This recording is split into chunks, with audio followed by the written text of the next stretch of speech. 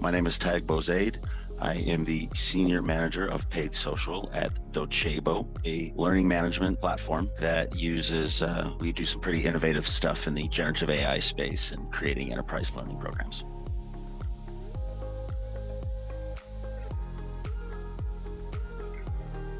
Six months now, maybe a little more. How do I use it? So it is definitely a part of my weekly workflow. It gives great insight at account level data that I find useful in the socialization and connecting our marketing efforts with the sales teams. So it assists me on a weekly basis in generating what we call here an all-bound report. And that basically is we look for accounts that have high intent activity that have not been worked. And so Spotlight is a great tool that allows me to kind of find the diamonds in the rough or the accounts that are having high engagement that aren't being worked. And that really helps the timeliness and the acceleration of efforts of our sales team.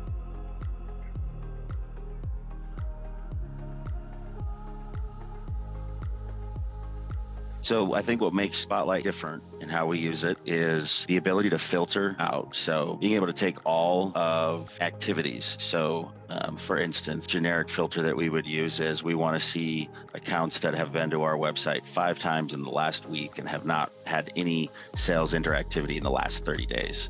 So being able to get that granular really allows me to report on account segments that are of high value. So the time savings and the ability to do that is really valuable. The other thing that I would say is the chronological timeline or the presentation in the UI of the chronological order of the engagement or of all of the activities. So sales motions, their web activities, calls by salespeople, our marketing campaign activities, all of that is held in one place, and to be able to have a chronological understanding of that and have it be visualized is really cool.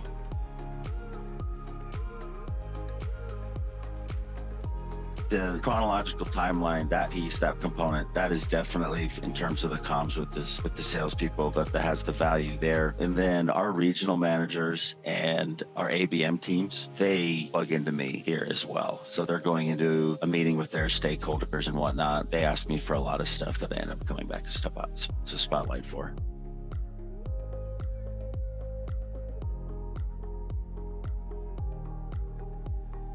I feel that it really makes me feel that we can do a lot more. So my ability to have clarity at a super granular level really expands our capacity and our capability of running campaigns. And we are in a time of growth, and we are growing things, and it supports me. It gives the evidence. It allows me quick access to valuable information that is going to help me make really good business decisions on whether or not I have opportunities or whether or not I can support things with additional campaigns.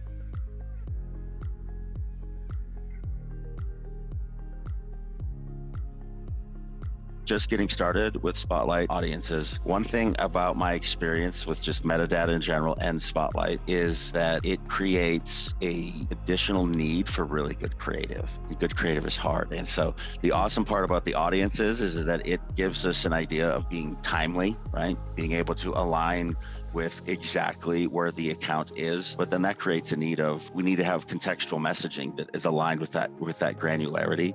So that's kind of the interesting challenge is that it increases what we're capable of doing, which then also increases what we have to do.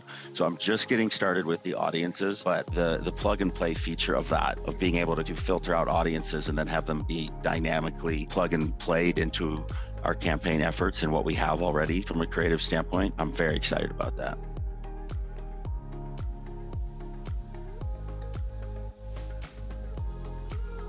What I would say the biggest value is it not only allows me, and it's opened up my workflow to be able to give good reporting account level data, but it's the aggregation of the information in a chronological order of things makes it instantly consumable by salespeople. So the ability of marketing to have this real-time access to, you could ask about any account and have a look back window and understand exactly everything that is in the journey of an individual account. I think that has the value of that is pretty tough to quantify, but it is something that is, I don't know how it could go away once you have it.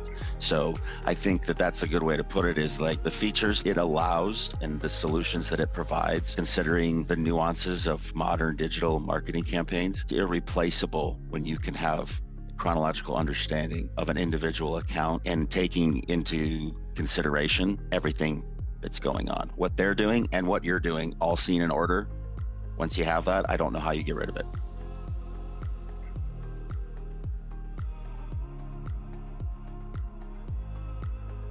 One of the new features that was added is that with that audience, when you save a filter and then you can name it, I think my tip would be do that as much as you can. Try to create as many audience segments as you can without being sloppy. But I think that when you're running, millions of impressions at a time, I think that having more at first, get your hands dirty with it, experiment with it. Don't try to be too specific with it. Technologically speaking, and from a user experience standpoint, it is very easy to use. Sometimes it's very easy to use and there's a lot there. So my recommendation is be afraid to mess up, be afraid to maybe think that, I'll never use that audience anyways. I think that with the data that comes back and the insight that it's given, try to create as many splices, as many different angles of experience from it, because I think ultimately, if you learn and you start to have conviction over 10% of what you did, I think the only way you can learn that is to try to learn fast, learn big, and leverage the technology to be able to think as big as possible, and then use the data to narrow your focus.